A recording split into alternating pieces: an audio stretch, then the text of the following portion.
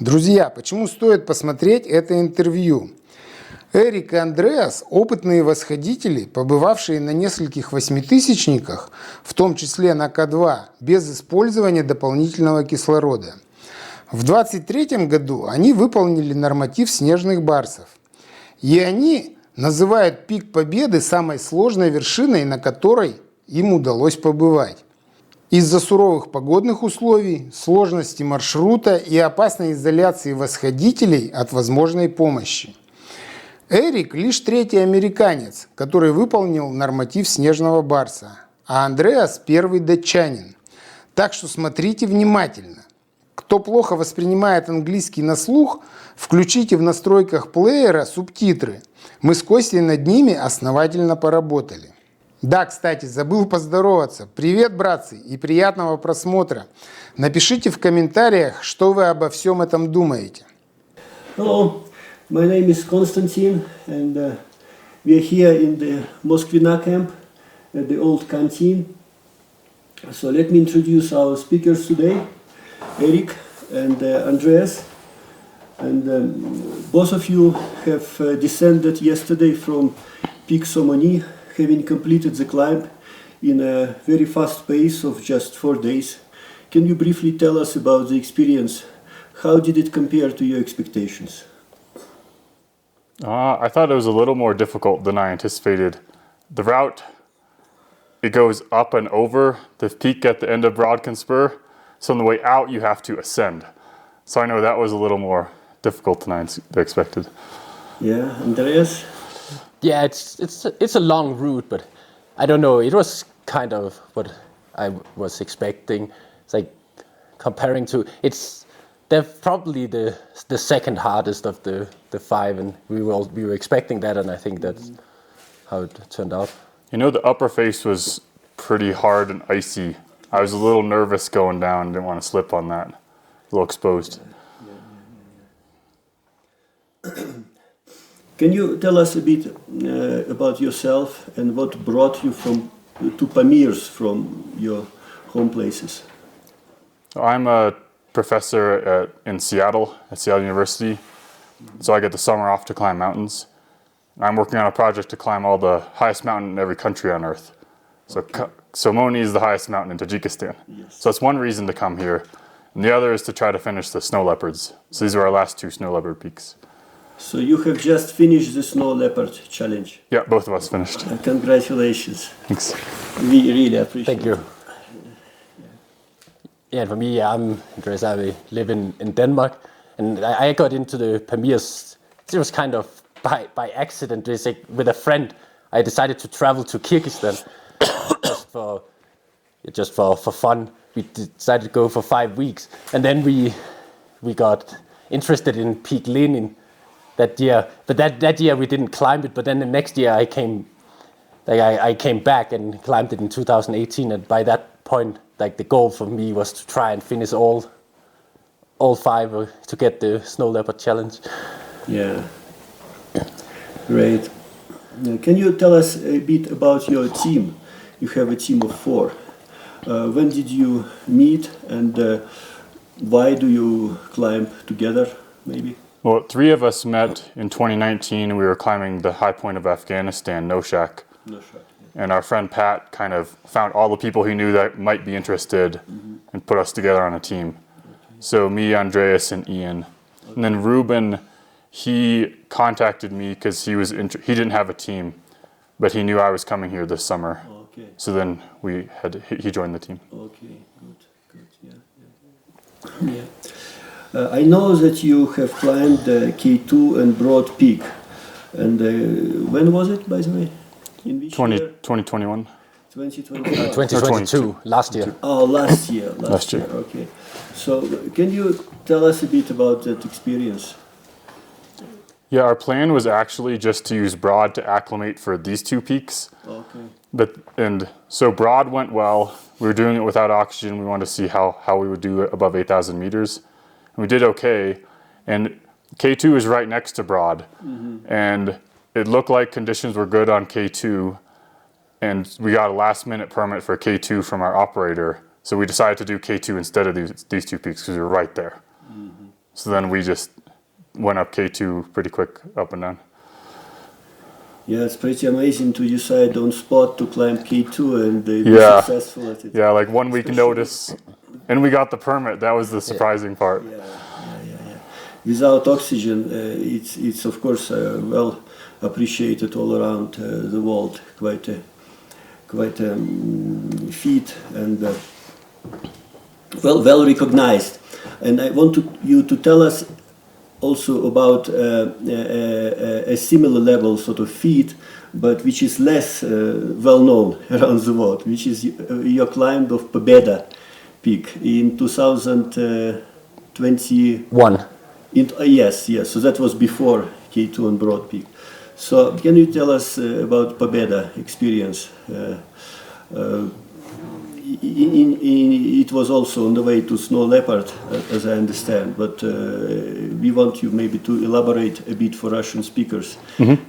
Yes, please. Yeah, it was planned long in advance. Actually, since after we climbed the Noshak in 2019, we started planning and looking at the Abalakov route, and we knew an Austrian guy who had done it. I think Markus Geswind. And we were already then planning, and we were actually planning on trying for 2020, but then COVID happened and it was impossible to travel. So then we got even more time to plan. And the plan originally was actually to try all 5 in one season, but we wanted to do it so Lenin first, then Kantengri, Pobeda, and then end here. But eventually Pobeda turned out to be really hard, so we had to stop after.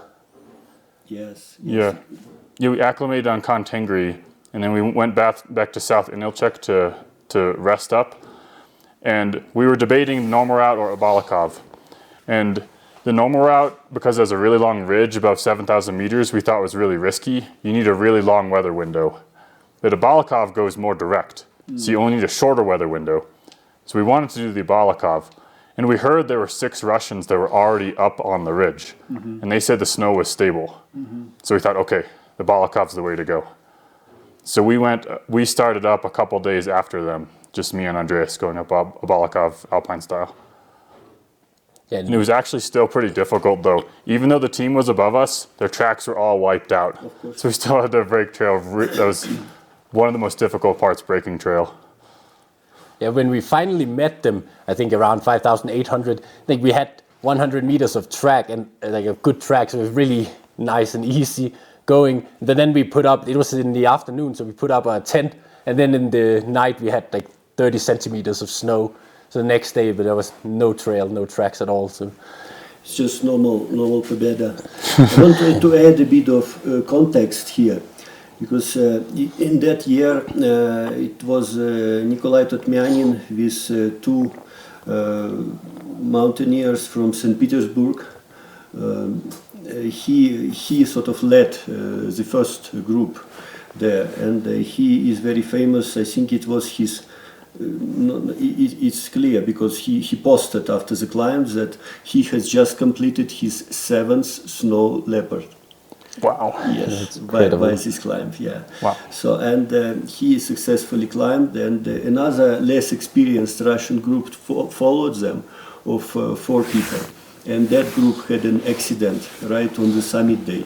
Nikolai and his teammates had to come out after the summit, come out at night to help that less experienced group. And then they together descended, and you met them at altitude of 5,900, yes. Yeah, and then it was also clear by that time that first of all they will manage to descend independently, and also that there is a rescue coming up from the base camp to help. Yeah. So, and that's how you decided to continue your climb. Yeah, we asked them if they're all right. We didn't know exactly what happened. Maybe there was some accident. They said, no problem, no problem, no problem. So we said, okay, we'll keep going. Yeah. So, and how long did it take you to reach the summit and descend? I think we summited on day 4 maybe? yeah, we spent 4 days up and then 2 days on the descent. I think we had a bit of an accident on the first, like after the summit, day in the morning, we had dug a big platform at 6,600. Like there was no really good place, like it wasn't flat at all, but we dug a big platform on the slope. But then it snowed a lot in that night, and then the platform collapsed on the tent. Well, the snow above us avalanched into the tent, Yes. and it compressed the tent by like half. So I was really nervous, and I dove out of the tent because I didn't know if more snow was coming. So I just started digging out with my bare hands, and my fingers got really cold, and they never warmed up. So I said, we just have to go now because it might avalanche more. It was extremely windy, but we just packed up and went down. Unfortunately, Andreas lost a crampon when we were going down, so that made the descent kind of tricky. We had to do a couple like V-thread rappels. We got to this rock step. We were gonna down climb the snow below it, but then I was like a little nervous because of all the snow over the night. So I started belaying Andreas down. He touched the snow, whole slope just slid. Top like this amount. Then it was safe because it was already gone. So then we kept down climbing. But yeah, we didn't make it the whole way though. We had to camp again. We my fingers were so cold also. Like I was trying to heat them. So yeah, I think I did not manage to put on the crampon properly. So we started, so like we got 200 meters down to around 6.4 or something. We realized that the cramp, so we turned around. But then going up, like I was kind of eager to get it, but Eric was quite tired at that point and said that we shouldn't continue and just go down instead. So instead of looking for the crampon, we ended up turning. Well, it was buried in a couple feet of snow. And I think it's so futile. Then when we got to 6.1, we were quite tired and the weather was terrible, and we finally found a flat spot. We decided to put up the tent. I think we spent like I was doing the snow melting because Eric's fingers were really cold. So we spent 4 or 5 hours trying to melt a couple liters of snow because it was so hard to have the stove going in the wind and in the cold. Yeah, the next day we continued down. We rappelled this rock step. We got to the huge cornices and we noticed one of them had fallen off. I think that was the accident when the rescue team was coming up and meeting the team descending. So the tracks They just ended. yeah. Yeah. So we made it back down that day, got back to base camp. I had little blisters all over my fingers, so I ended up getting minor frostbite on all my fingers, but it fully recovered. Okay. Yeah, we were quite lucky. That day was perfect weather. The first descent was terrible weather, but the second day was perfect. Hardly any wind and no clouds and sun all day. Couldn't have been better. Yeah, Pobeda was trying to come up with an English word, sort of to say. That year was a lot of accidents on it. Yeah. Couple on the normal route. In the It was Balkans. kind. Pobeda was kind to you. Yeah, but Yeah, we got lucky. yeah. The first day was warning, and then it let you go. Yeah, we had gone up those cornices, so we got lucky. They didn't break. Yeah, and finally, I want you to compare these two very different experiences of probably similar intensity, meaning K2 experience and Pobeda, Abalakov route experience. I would say Pobeda was much more difficult. I mean, K2, there were fixed lines the whole way up, and we had other climbers to help break trail. Yeah. We did have difficulty with weather. We were trying to do a fast summit push from Camp 2 to Summit and back on K2. So we didn't bring a tent or sleeping bag, but we got stuck in a 3-day storm up around like 7,000 meters. So we ended up finding an abandoned tent and we had to just shiver there without sleeping bags for a couple nights. And we ran out of food, so At what altitude? it was Camp 3. It's like 7,200 or 7,000, something like Yeah, that. 7,300, something I think. So that's what made K2 difficult, and the higher altitude without oxygen made it a little more difficult. But Pobeda, we had no fixed lines, no help breaking trail, a lot colder, windier. So I think Pobeda was much more difficult. Yeah, personally, I did not feel any difference in terms of altitude for the two peaks. We were actually faster from high camp. It's about the same, I think 7.8 on K2 and 6.6 on Pobeda. And we were actually faster from high camp on K2 to summit than from high camp on Pobeda to summit. Of course, on Pobeda, we also had to break trail. We didn't have to do that on K2, but still, we were moving faster and with less breaks on K2. So I think like it's hard to make the comparison with all the fixed lines and many people on K2. K2 is definitely easier. If you had to do K2 on your own, then I think they are more similar. Then they compare quite well. Yeah. And maybe the normal route in Pobeda has some fixed lines, I've heard. Yes. So that might be a little But different. they are way below. It's on the ice fall. Right. Below 5,000, but definitely below 6,000 meters as far as Yeah. I remember. Yeah. But the normal route has the extra difficulty of that really long ridge. Yeah, but still, since probably 90% of climbers prefer the normal route on Pobeda, it must be for a reason. I think having more people also helps. Yeah. Have a yeah, bigger team. Of course, yeah. Yeah, Abalakov is very, very dangerous though for the Yeah, avalanches and cornices. Just this year they had a very very unfavorable tragedy on Abalakov route with a very famous Russian mountaineer Dmitry Pavlenko. So it just tells you Abalakov route. It's quite rare to do it and to do it successfully, and the rate of accidents is higher, to my knowledge, is higher than on the normal route. Yeah. What makes your experience also very special is that you did it very fast. I have not heard that anybody did Abalakov route in just 6 days. I'm an amateur sort of mountaineer, so, but I have a friend, Vitaly Lazo, who climbed Abalakov route in 2014 when I was staying in South Inilchek camp, and I did Khantengri at the time. And he had 3 teammates. So of them, 2 made the summit, and all returned successfully. But by the time they returned, everybody assumed in the base camp that they have all died, because they had no radio connection, and it was a very long experience. It was like 10 days. Oh wow. Yeah. That's a lot of food. Only situation I know of. So for me, like 6 days on Abalakov route, especially in a pair, go only. So not in a bigger group. It's quite unique. You were also, I'm sure, lucky with the weather, but again, typically Abalakov route is done in a longer period, and therefore the danger of weather changing is higher. Yeah, we try to be really careful with the weather. We hire a meteorologist that gives us forecast every day to my InReach. So he's like one of the best in the world. So he said 4 days out, the weather's good. Okay. So we summit on day 4. Okay. So that's kind of our strategy for these mountains. Try to get a really good weather forecast and try to do it fast before the weather changes. But then Abalakov is also quite notorious for trapping mountaineers. They make the summit, but then weather changes and they're stuck. They cannot go down because of the avalanche danger. Yeah, that almost happened to us. Yes, that's almost happened to you on the first descent day. Right. Okay.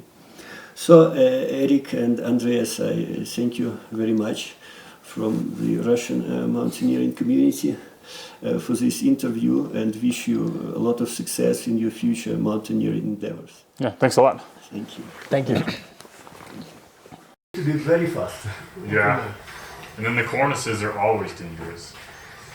Yes. How you get around that. Yes, so you can. And unfortunately, unlike K2, where you can put ropes up, on Pobeda, you cannot do it. It's just too much snow come. It's a snow mountain. So you think even if a big team of Sherpas came, they would still win distance? I don't know. I have not been on this route. You've been Yeah. there. It's You just mean a there- huge mountain. So you Yeah. need probably a lot of clients for it in order to justify their. Yeah. If it were an 8,000 meter peak, I bet they would try. Yes. Just not too many people come. Maybe Pobeda clients, what? 20 people. What? Yeah. I think we counted 40 40. that our year, but Yeah.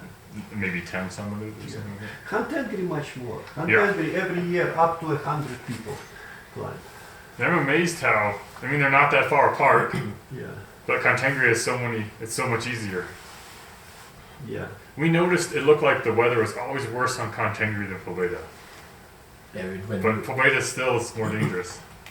but I think we were also quite lucky generally.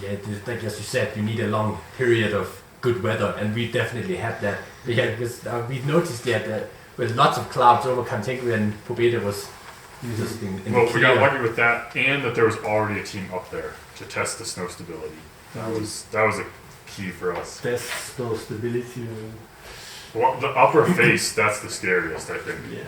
If that Because was you don't live, follow the same track, so what's the we could sort of see a little bit of a ripple once in a while. I mean, when you're on the ridge on the cornice, there's not really anywhere you can go. It's like, Yeah. On the ridge, yeah. so we're definitely following the same track. Okay. Okay. The upper face, though, that's where you want other teams to test. It was extremely steep. I was like clearing with my hands, then clearing with my knees, then they're super difficult. But I think that we also made the mistake of like right next to that snow slope. You could have that was pretty easy scrambling on rocks. And that probably would have been smarter to just go up the rocks instead of going on the snow slope. Yeah. Yeah. It sounded like that was actually what Marcus did in the report.